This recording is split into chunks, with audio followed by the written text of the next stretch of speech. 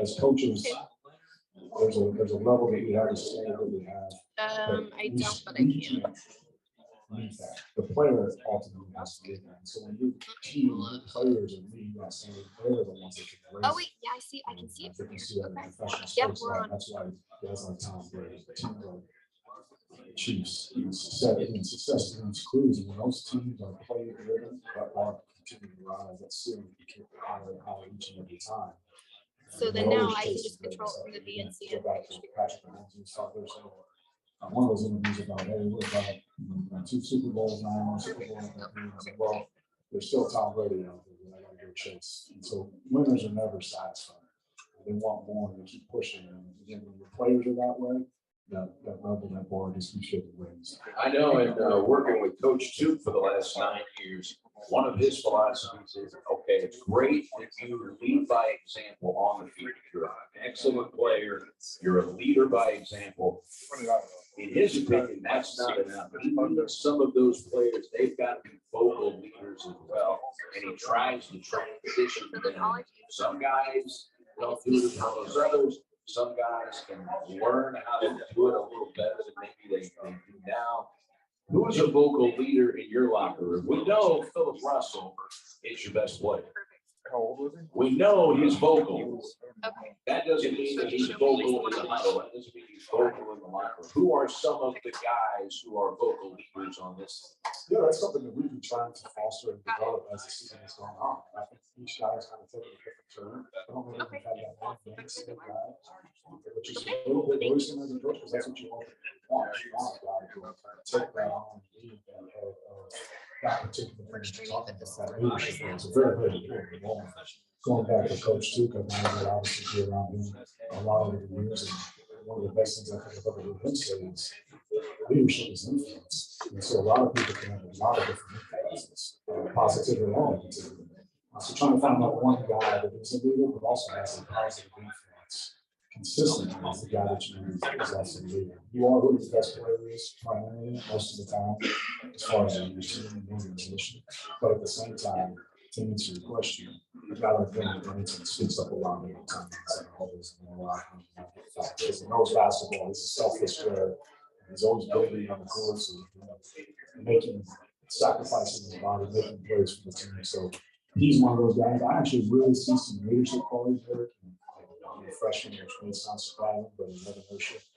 I think he's starting to come along. I think he can foster into that role. And again, to your point, your best player doesn't always have to be the guy that does everything. From scoring to defending to leading to, it's nice that it is that way, but it doesn't always have to be that way, especially in teams. I was never that guy. I was never a vocal leader, second leading scorer on a 15-point team in the country, but I wasn't a vocal leader type guy. I was a lead by example type guy. And I think Evan Murphy's got some qualities that as he progresses in the program can kind of be one of those guys that can take it over from a vocal and influence standpoint positively, along with the. How tougher is it, first of all, for a freshman to be a vocal leader, but for a guy that doesn't log a lot of minutes in games to be a vocal leader? It seems like that would be a little more of a challenge than maybe a guy that's averaging 27 minutes a game. Yeah, and you look at it like this year's This is literally 6 years old. You're 5 years older than Evan Murphy. So we always put this on our time with him, old man, but the reason that the older guys are always probably the leaders and the vocal guys is because they've experienced those things. Obviously, leadership is also from students. It's things that happen. Here's how I found it expected. So Evan Murphy really hasn't gone through some of those experiences that those themselves. But again, leading by example, showing up every single day, following some report, and being able to hold guys to that same standard. So the coaches that have to do that, that's when you get to that third driven line. That's when that point increases. So each guy has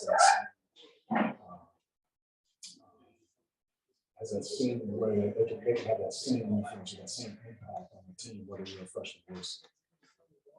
So, biggest crown of the year, let's start with that. At the Show Me Center, a lot of former players from different decades, not only on the women's side, but on the men's side. Hall of Famers were there.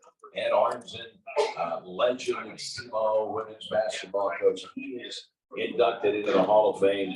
I'm sure you got to meet some former players and alums that were there for that particular game. How cool was the atmosphere at the Shoney's? Yeah, it was great. We've had our things show up even from the COVID year, our first year till now. So see it continue to progress, continue to grow. We have to continue to do our part as a program and the way in which we play and win games and all that. I think continue to grow. But the other weekend, Saturday that was a big time in a lot of different aspects. You get the Dom,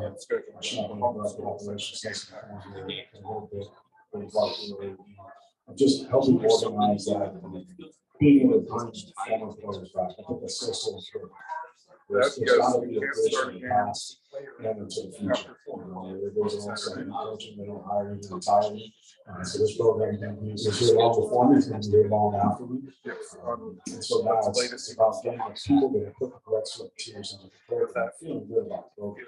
Whether Brad on coaching in the past or in the future doesn't matter. At the end of the day, we're going to be able to bridge that gap and bring people back. Bring their families back here, former players. So that's why it's two of my kids with them, and they're on the court after shooting around, getting pictures. That's what it's got to be about. That's got to be what we want about it. That's got to be how consistent we are. Those players have to be right. Wonderful, good, don't there's a problem. So we've done a good job of reaching out. We do a better job of reaching out. Getting those people back, because again, the more that we can get people talking about us and what we are and the opportunity we have, the better it helps in offenses, not just men's basketball, but all school in general, everything. It helps everything rise. And we have that potential. You know, a lot of times, I tell you guys all the time, that first starts going off at 7:45 and somebody's fine. And that's what I signed up for, that's fine. But the more that we can grow and build, people excited about what we're doing. All the other facets of the program, from enrollment to ticket sales to winning to all of it, just all elements. And that's really, to me, it's fun sport for a player because they have the most passion and the most sweat equity in the program to get back to everything this program. I saw, there might have been more. I saw Paul Paradowski there, former Red Hawks point guard. Former OVC scoring champion Roy Booker, but he's in the area. But I know he was there. Eric Burton, David Johnson, maybe the first 7-footer ever, Zach House was there. I think right. Travis Williams was there. So there were a lot of guys. Did you know any of them? Travis is here. Also, Roy Booker is in the area. If you get a chance to visit with some of the guys. Yeah, absolutely. I've talked to some of those guys before all of this kind of started. We actually did a Zoom call and opened it up to all the members and emails. We've really just tried to just again open those doors. The doors that have been closed before, and people just didn't know. But it was available to. I think that's more than anything is getting the message out there. This is their program. I mean, I'm not a coach, but you are the jersey, and that's the most important thing. So you coming back and being a part of all those guys. That's coming to the locker room. The success in it wasn't that way. A couple of those guys came back there looking at the guys. So again, things change, but again, if you were never invited back and you don't feel welcome back, it's kind of a place you just went. And to me, that's not what the history of the program should be about, especially the rich tradition that we have. We have to tap into that. I need to become more aware of that, talking to those guys. And so I have some of those guys that texted me. You know, my personal cell phone number, give it out as much as I can. My practices are open. We want people back involved in the program because it's only going to help what we're ultimately trying to do. And that's to have a real basketball program that stands for many, many years now and into the future. Jeff Hanza, the director of strategic communications, told me an awesome story about Hall of Fame weekend. The highest draft pick in SEMO football history is a guy named Tony Williams, linebacker, played the 80s, I believe. And he got the call that he was being inducted into the Hall of Fame. And he started crying. And he said, I thought you guys forgot about me. And he tapped in, three-wayed in his wife so that she could hear them say that he was inducted into the Hall of Fame. But there's a guy they reached out to and was so appreciative that they still considered him a part of the family. Now he's in the Hall of Fame. Those are the stories that you kind of want to want to foster, right? Yeah, absolutely. Again, you put in, and I texted all our guys today on my way here. Nobody gets more upset than coaches, fans, administrators, and business. But no one puts in the time that the players put in. No one has the emotions that the player has when they're going through it. And so when you get a call like that and someone that recognizes and appreciates the work that you put in, it means more. We're talking about the Super Bowl, and I can't pronounce his name because I don't know football, but the Eagles head coach, Condon National. Nick Sirianni. He puts so much into stuff that when you get to those moments, it overwhelms you because you give. To that point, Sunday, I'm going over to SIU because they're honoring the 2002 2016 team. And that's just there's a whole lot of emotions to go into that. But again, it's because I had scars on my legs and the guys that I hung out with on Fridays and Saturdays and Monday, and sat in the back of the bus after a tough win, tough loss or a great win. That's what it is. You can't capture those things otherwise. There's no ribbon, there's no medal, there's no recognition at halftime that can give you those feelings like that. And that's what ultimately being alone is about. It comes back and having it be a sense of pride of what you put in and the sweat equity that you put in. You know, if I told you before the season started, we're going to be 4 games left in the regular season, 2 games at home, 2 games on the road, and you are in second place in the OVC standings. You probably would have signed up for that before the season started. I know you want to be in first place, and I know it doesn't feel that way right now. You dropped 3 in a row, and I think that you really wanted to win on Saturday in front of a big crowd.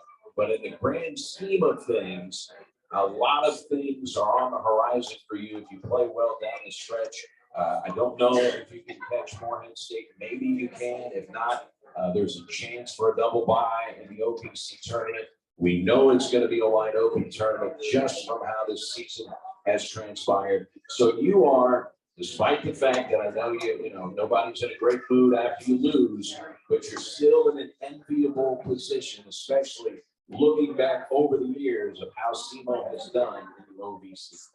Yeah, it's again, there's a ton to play for. The season's far from done. Goals all the goals that we have are still right in front of us. So I do feel good about where we're at. We took a challenging non-conference step. I think we could have maybe done some things differently, which just gave ourselves a couple extra wins. So when you look at the overall record, it may not be exactly where we wanted. I feel we've left 2 games out there in the non-con. So I feel that we are a better team than our record is showing, given the injuries and illnesses and things that we've had to deal with to get to this point. So I feel positive about where we're at from a program standpoint. But again, as a coach, you're never satisfied with where we're at. But I do know we've made progress. I know we've made progress. Just thinking about it the other day, after last offseason, there was a lot of players usually didn't score. So again, this whole roster still hasn't been put together for that long of a time. So still figuring out everybody and going through ups and downs and powering through and finishing the right way and playing the best basketball towards the end is ultimately the most important thing. So that to me that's more of the focus than anything. But I do feel that we've made a lot of progress in the time that we got the job as far as in the middle of the pandemic, in the middle of roster flux, just all the things that you have to deal with outside of the normal things that you don't have to deal with, just the regular coaching cycle, coaching season. So again, I've always been very appreciative of our players for battling through and continue to try and finish what we've started each season. And that changes every single year, every season, every cycle.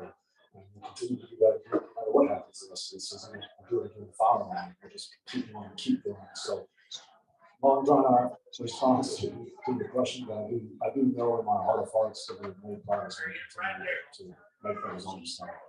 65-59 is the final score with Morehead State, the #1 scoring defense in the OVC. They hold you 23 points under your conference scoring average, 59 points.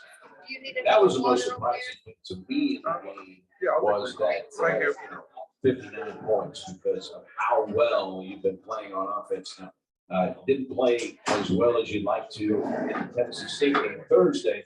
I thought there would be a bit of a bounce back. What were the things that you saw that kind of slowed your roll, so to speak, offensively on Saturday? You look at the totality of the game and only 5 assists. We had 5 assists and 4 threes. And we lead the league over second in threes made. And so now you cut that, that's at about 9, something like that. So it's a couple of threes and a half, and we lead the league in assists. And only 5 assists. And it's not just when Phil Russell. Phil had 3 of the 5 assists for the team on Saturday. But guy like Israel Barnes is a positive assistant, Chris is a positive assistant, Joe Ransom is a positive assistant. So we didn't share the basketball the way we need to, especially against the defense like that. And we've been on the road for the last 2 years, and we're still not even the last 2 years.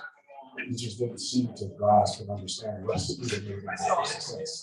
And there was that stretch in the first half where there was no whistle. There was no media timeout for a long stretch.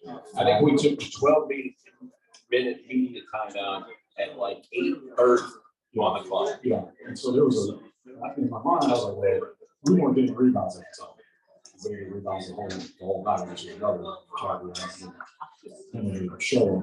But in that moment, their best player just went out, their leading scorer just went down in the first possession. So here we are in an up and down, no break type of a game. And in my mind, I was thinking, this is exactly what we need. Our bench is pretty good. They don't have a particularly deep bench. Let's keep forcing. And that's what we do. We force tempo, we get up and down, we score points, we shoot threes, we assist. We did none of that in the fourth minute stretch. And we just were hanging around, and actually we let them hanging around. But he was 60 to 8 points and getting the ball. So in that moment where we could have really forced our hand and our tempo and we play like we did at their place. We didn't do that, and a lot of that was not a system, and we weren't getting any rebounds. So they were able to just find their way as a team once their guy went down. And found a little bit of a recipe for success and playing through the big guy, crashing the offensive glass. We didn't do what we were supposed to do from an assistant standpoint. We didn't do it in threes, which is what we thrive on. I think those opportunities were there. We just didn't take them. We didn't understand the level in which we needed to do that. You know, Phil Russell picked up his second personal foul in the first half, went to the bench. You did not score the 4 minutes without scoring with Russell on the bench. You put him back in, he hit a couple of threes, and then you're down 9 at halftime. And I know in the game where he was injured and did not play, you were a little peeved about the fact that, hey, we've got to play offensive basketball. Phil Russell on the floor, and we had another stretch of that in the first half on Saturday. Yeah, it's just that's the frustrating part because we can other guys offensive more than he averages 17, 16, 18. And here comes Elwell. He has a good career. Yeah, he averages 12, 14, something like that. He's a good player, but you can still make plays and play regardless of the situation and circumstances. And I just don't think that we executed offensively because obviously it's a different deal. Of course, Phil is a very dynamic ball sense. And we do a lot of stuff with that because that's our strength. So I'm never going to be the coach that doesn't play your strengths. If you're a coach and you don't play your team's strengths, you're probably wrong. That's why you won't be doing it very long. So that's one of our strengths. Even without Phil as a high ball screen and stuff like that, we still have other things in place. We still have other very good players that can execute and get good shots. And we just didn't do that. I mean, it was even before the 2 fouls. Again, I referenced that stretch where it was back and forth and no whistles and no media timeouts. We were just out there kind of running plays instead of executing. There's no big difference, especially when you have a guy go out with foul trouble that doesn't have that for you. Or you have the other guy go out with foul trouble. And at their place, Chris Harrison, almost 10 players in foul trouble with Chris at the time. So when Johnson came up there, he had 7 points. You know, so that we can still do things that function offensively. But we have to do a better job of this execution. Boy, the guy that I was impressed with on Saturday, Coach, was Quan Smart. First of all, you know, he's a 64% free throw shooter. You'd like to have a higher number. 8 for 8 in the game. He finishes with 14 points, 4 rebounds. He had a steal in the game. I can't imagine that he could play any harder than he played on Saturday. He stood out to me. That's not his highest scoring output, but that is as good as I've seen Quan Smart playing, as hard as I've seen Quan Smart play. And that's something we talked about before the game, is trying to get everybody to play to exhaustion. You know, if if you play to exhaustion, you have enough talent, you have enough good guys, you have enough good offensive plays offensively and defensively. So if you play to exhaustion, you'll have success. And he had success in individual success, he had success in the foul. But his ball, he has a high level. He has athleticism. He's wired. He's fast. He's athletic. So there's a lot of things there, a lot of ways that Quan can help a team that don't necessarily show such getting deflections, challenging shots. He messed up a couple things defensively, but he's got to be a little bit stronger. If he does those types of things, he'll go to the foul because he has the game in the bodies and slashing type of guy. So if he can make free throws at a high clip and get fouled, play with 2 feet. His skills can really shine through and can be a huge asset to us because again, so many people focus on Phil and Chris. If that's your quote unquote third option, you got to track and you're really in trouble. So keeping him going, he's been pretty consistent. He's had a pretty strong third role. He needs that. We need that. Yeah, I want to correct that. I think 14 times his career high. But some people got to remember too. This is a Big Ten athlete. I mean, he played. He was a very highly recruited player out of high school. He played 22 games for Maryland in the Big Ten. He's a Power 5 athlete. He some of the athleticism people probably remember the best is dunk. Since he stayed at home, he feel for a little basketball before he was drafted with no prayer. Dunks pretty easily. He has a high level athleticism. So you see him, and he's very active too. The product the defender guys back into it too. You saw the press a little bit more. Very active in the press with his length. So he does. He has high major speed, high major athleticism. So now it's understanding where to thrive. Where can I be the most effective and efficient on the offensive end? And so, guys are going. We've talked about Ray Johnson, basically, he's a field goal percentage. But explorers, they have success because he's being efficient. And I think that's a big thing, too. You line them all up on the baseline. It's a foot race to the other baseline. Sprint speed. Who's the fastest player? Can anybody outrun a quad smart? Probably not. Probably not. I watch you go up the floor. I'm like, man, there can't be anybody in this team faster than him. Yeah, you look around as when I see even like in the NBA, I get caught up with watching it on TV, but you see those guys in person, it's almost literally like they're on skates. They just glide up and down the floor and moving so fast that it looks like they're getting nowhere. And Quan has a little bit of athleticism like that, where they're just moving. It seems like he's moving different. He moves a little bit different himself. All right, we got much more with Coach Korn a little later on in the show. We're talking about Eastern Illinois and the final 2 home games of the regular season. We'll talk that over with Coach Korn. There was an interesting situation that happened in the OVC, a severe, but it appears, injury in the Tennessee Tech-Tennessee State game. They actually paused the game. They called a conclusion to the game with 3 minutes left. We will talk about that a little bit later on with Coach Korn. Get his thoughts on what's going on around the Ohio Valley Conference. That's all coming up. But Associate Director of Athletics for External Affairs and #1 Kansas City Chiefs fan, Nate Savarino, has made the drive to Dexter today. We will check in with Mr. Savarino when we come back. It's the Red Hawks Coaching Show. We're in Dexter at Wings Etc. on SEMO ESPN.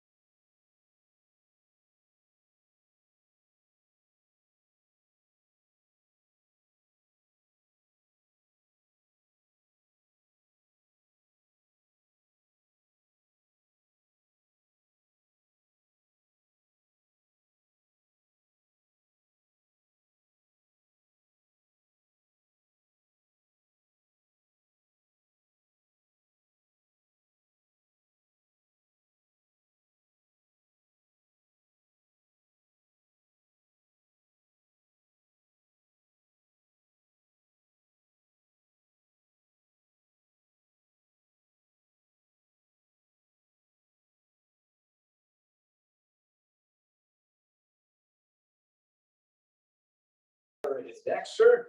Well, they do, and we got a nice little crowd that has turned out, and of course, the outstanding menu that we have at Wings, etc. Same menu that you get at Cape Girardeau and Jackson, and of course, all of the high-definition televisions. They've got the best sports programming around. The atmosphere is terrific. Their daily lunch specials start at just $9.49. They have food and drink specials throughout the week. A terrific kids menu. And at Wings, they're open 7 days a week and late on the weekends because sometimes, of course, the games run late. Home of the Red Hawks coaching show. Wings, etc. Good food and great time. Let's welcome in the Senior Associate Director of Athletics for External Affairs. Did I get the entire title right, Nate Savarino? I think it was pretty close, yeah. But you've had multiple titles since joining the athletics department, right? Yeah, I've been really fortunate. Love doing what I do in my alma mater, and I've been fortunate to have the opportunities to stay here and continue to give back. And it's been fun. It's been a lot of fun. And you've worn multiple caps, as we mentioned. You used to work in the sports information department, which has now morphed into the strategic communications department. What was that like? Yeah, it was, that's how I got my start, working for Ron Hines, of course, back in the day, a legend. And remember our times with baseball and calling games together, even sometimes on the road, doing color alongside you, and really cool opportunity to experience college athletics while I was coming up as a student, and definitely gave me my opportunity to get involved, and wouldn't be here today without the opportunity that I had as a student to be as involved as I was. Really kind of opened my eyes to the profession, and grateful for that opportunity. What is the biggest part of your job right now as a member of the athletics department? I know you do a lot of different things, but what is your main focus most of the time? Yeah, I think one of my main focuses is really just the revenue generation, revenue production for the athletic department. So I pretty much on my own, I handle all of our sponsorships, but then of course oversee sort of ticket sales strategy and everything on that side, and then also our fundraising. So anything from a direct revenue production standpoint, whether it's ticket sales, sponsorships, fundraising, that's really kind of the core of what I do. Of course, we've got some great people on the team too that help us on some of the day-to-day from a marketing and ticket standpoint, but that's the big focus of my role. Anybody that knows you knows that you are a Kansas City Royals fan. It was euphoria in 2015 after heartbreak in 2014 with the San Francisco Giants, and you are a huge Kansas City Chiefs fan. Where did the origins come from being such a Kansas City sports fan? Sure. So I grew up an hour north of Kansas City, so really born and bred into it. I didn't really have a choice. So I grew up going to games at Kauffman back when they had the old GA seats in left and right field, and of course I remember watching Chiefs football every single Sunday at my aunt and uncle's house. I mean, after church we'd go over and watch the games, and so that's where it started. It's never quit, win or lose. And there's been a lot of losing, trust me. And that's both of those teams have had their moments, but just wouldn't have it any other way. See, now I grew up a Cubs fan, so I can commiserate a lot of losing baseball. I know what it was like in 2016, the tears that were shed in my house. What was it like in 2015 in your domicile? Yeah, I mean, that was kind of surreal, right? Although that one wasn't quite as dramatic as 2014. I think 2014 was even though, of course, we didn't win, we went down to Game 7 in the World Series, but 2015, the Royals were the best team that year. In 2014 they were kind of came out of nowhere late, and then I went on that magical run in the playoff.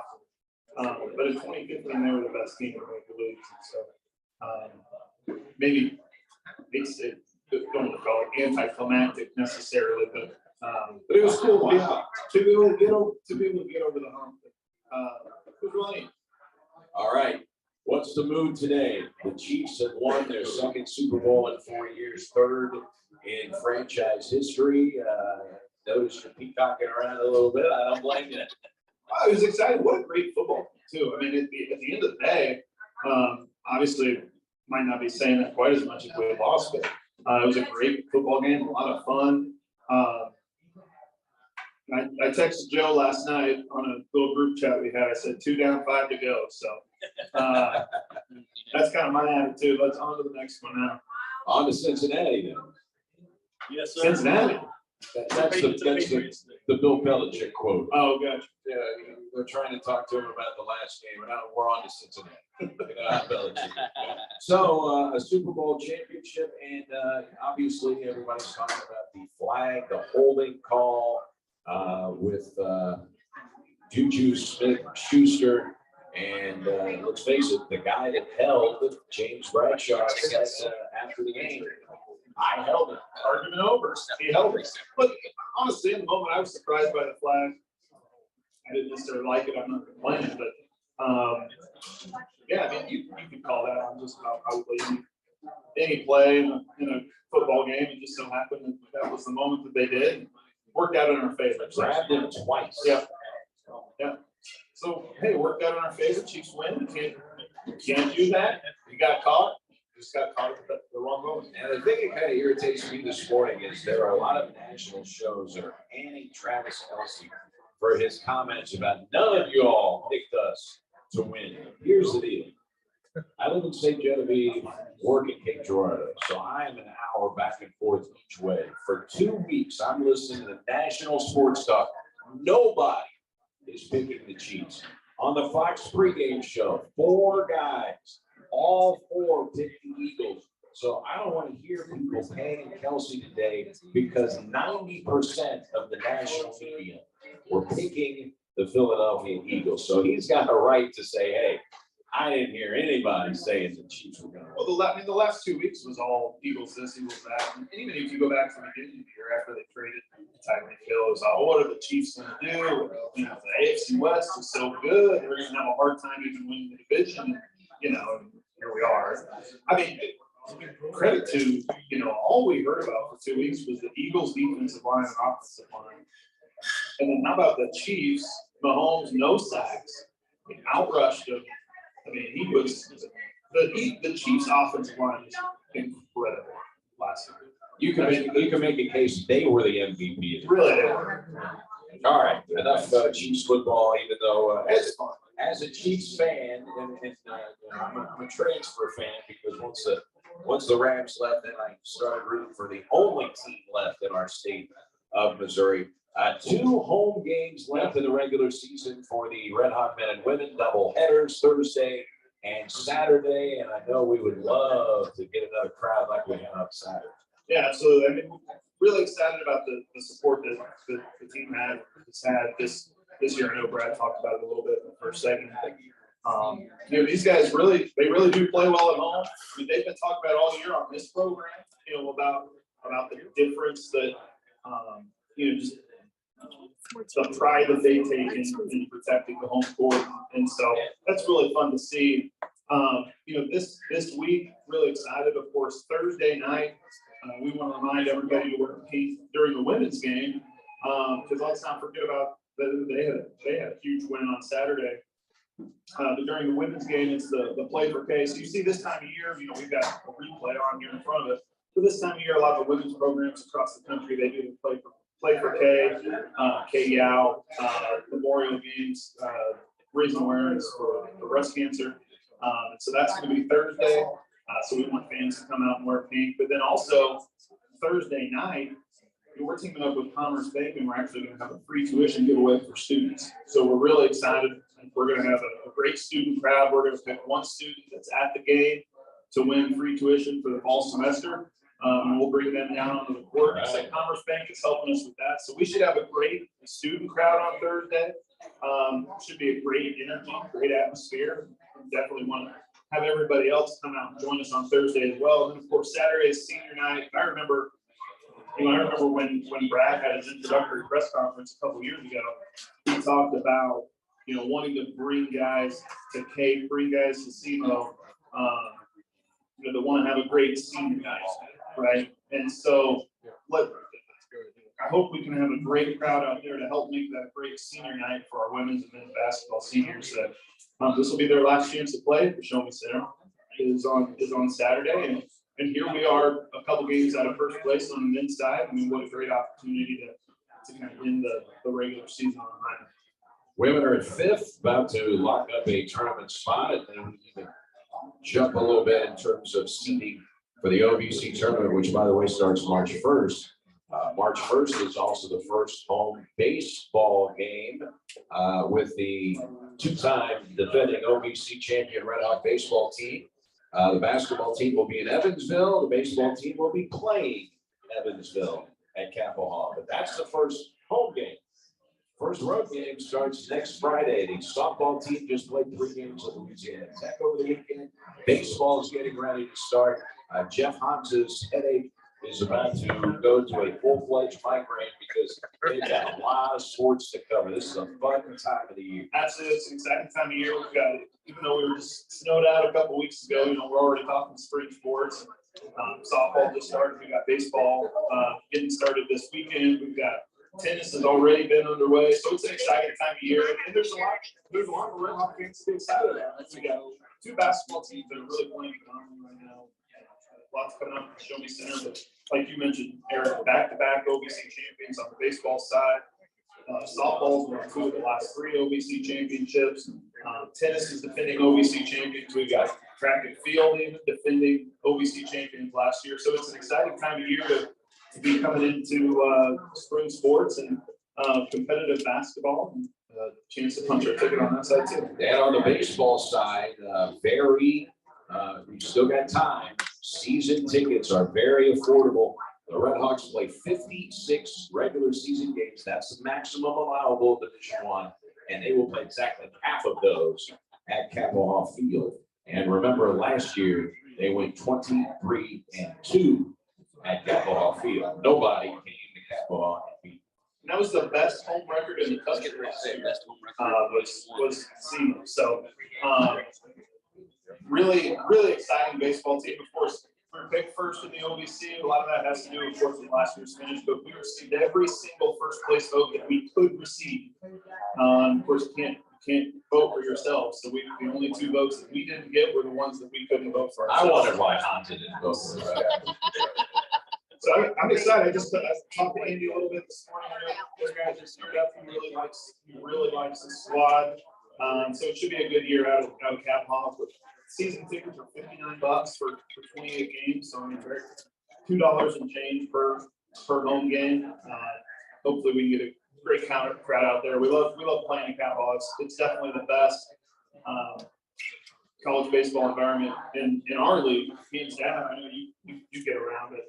I'd say Vince was one of the best just in the area. And for fans who remember the good old days when you would pack your cooler and come to Capitol Hall Field and enjoy some beverages while you're watching the game, you can still do that. Yep, you still can bring the cooler. We do charge a fee at the gate. Free to bring your own drinks. But welcome to bring your cooler and come on out and fill the hill on any night of the week. And for anybody that has not watched the game from the home run party deck over the right field wall, that's a unique way and a unique place to watch a baseball. Awesome view of the game. It really is. You're right there on top of the field, right there on top of the outfielders. Some of those outfielders might engage with you a little bit more than some others, but it's a lot of fun. And it's one of those things that, we have that open every single game, and unless there's a group that rents it out, it is available for rental, for large groups, and then we might shut it down on occasion, but most games that's open for fans. So it's just one general admission price, and if you want to sit behind home plate in the first row and you get there in time, you can do that. Or if you want to sit out on the home run deck, you can watch the game out there or along the hillside, wherever you want to enjoy the game. All right, all of the venues now with these nice video boards, and you've got a little height in that, right? Yeah, it's changed quite a bit since when I first, started full time. I don't think we had a single video board. Now you look, we've got video board at house, so football and soccer. We've got video board at men's and women's basketball. We've got video board at baseball, video board at softball. And it takes a lot of time. It takes a lot of work and energy. We've got a great team that, really, I can't take any credit. They do a lot of the behind the scenes on making that work. But it takes a lot of planning. We're blessed to have great facilities. I know it helps improve the fan experience for everybody, and it looks great from a recruiting perspective. So, we're excited to be advanced in those ways and have those opportunities. 2 more basketball games. We've got tennis. We've got softball, baseball, track. It is a busy time at SEMO. Nate, always great to catch up. Thanks so much for your time today. Appreciate it. Sir. All right. That is the world champion Kansas City Chiefs fan, Nate Savarino. Coach Brad Korn finishing up his bone-in wings. He'll rejoin us when we come back. Red Hawks Coaches Show from Wing.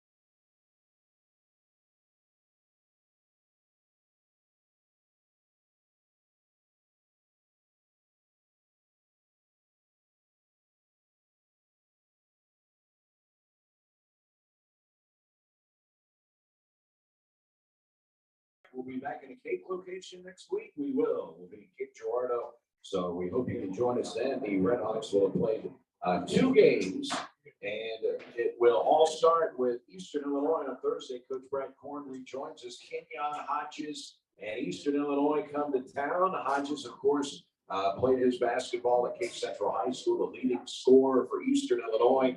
A new guy for you to prepare for, Coach, because he was in concussion protocol when you played and beat Eastern Illinois in Charleston. Yeah, very, very good player.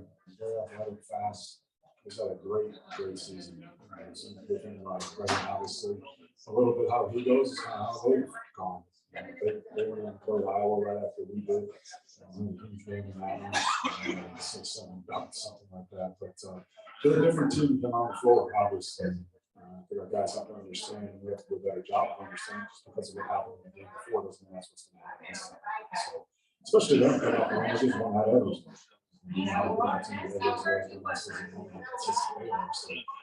This is back in there and one on Saturday. So, none of these next 4 out of the home away, Morehill, Easton, it doesn't matter who we're playing.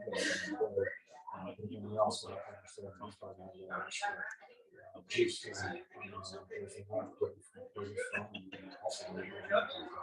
And for those who do not know, you indeed did recruit Kenyon Hodges. Yeah, we were down there a couple of Justin Miller, who's now another school assistant, and Coach Pitty's went down there and we watched him work out. I think that's the thing that you gotta understand is recruiting changes a lot. And sometimes too, young people have to make decisions for themselves as well. So just because you're not from a certain area or senior might be in the backyard, and that's where you went to high school, doesn't necessarily mean in that particular year that's what is going to work out. Or roster situation, where we were in the roster area, Nigel, Chris, Phil, there's a lot of people in that depth chart there. So again, not fair to him or other recruits in the future. If that's what the roster was at that time, that makes sense to make the right decision for him. But he's in that or more of a bigger, or have a bigger role, or whatever the case may be. You know, if we all had crystal balls, and a lot of those guys were making the lead the roster, and we're going to have. So there's a lot of factors that go into that. So again, I think sometimes it's always easier. Hindsight's 2020, of course. But again, give him credit for having a very good player and helping this team. And a couple of things to keep in mind when Eastern comes in here. First of all, they're second in the league in block shots, so they protect the rim. They also lead the league in steals. You are second. They're second in assists, and they're third in field goal percentage. There are a lot of things Eastern Illinois does well. Yeah, and the big guy's been playing really, really well. He's been down playing on all the other, so that's the way for me. Actually, a huge man against us, and another one was got 50% from the foul, and he's going on 15 was in that game. So he's playing at a really high level. I think he had 20 against Celtics, if I'm not mistaken. So they're doing a nice job of getting out in transition. They're not the same kind of tempo they were the first time they played it. Again, obviously, has a lot to do with the motor and the generation player. He's doing a much better job of getting in transition. He's out there, obviously, leading the stage, but in transition. So they're scoring, I think they scored 84 on it inside of it. So a lot of it is a different team. We saw just a short time ago. So let's be ready to go.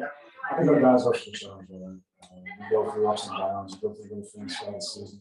Unfortunately, we put a little bit of a bump there in the last couple games. So you talk about a buzzer beating loss, and then you just get kicked that state and kind of choppy, just nasty choppy. Just didn't give ourselves enough of a chance at home. Not that the moment or pressure or anything like that was too big. We just didn't play a good game. You have to understand that and get that character. All right, it'll be a doubleheader. The women will go at 5 o'clock on Thursday. The Eastern Illinois University Panthers. Next to last home game of the regular season, then of course senior day on Saturday. So make plans to join us at the Show Me Center. Coach, we appreciate it. It's a long drive for you to get down here. We appreciate your time and talk to you Thursday at the Show Me Center. Yeah, absolutely. Thank you. That is Coach Brown. For his time, thanks to Rachel Cook, Mike Rennick, helping us engineer things here on site at Wings, etc. in Dexter. Stay tuned. We've got normal programming from ESPN Radio coming up. Enjoy your Monday, everybody. Congratulations to the Super Bowl champion Chiefs.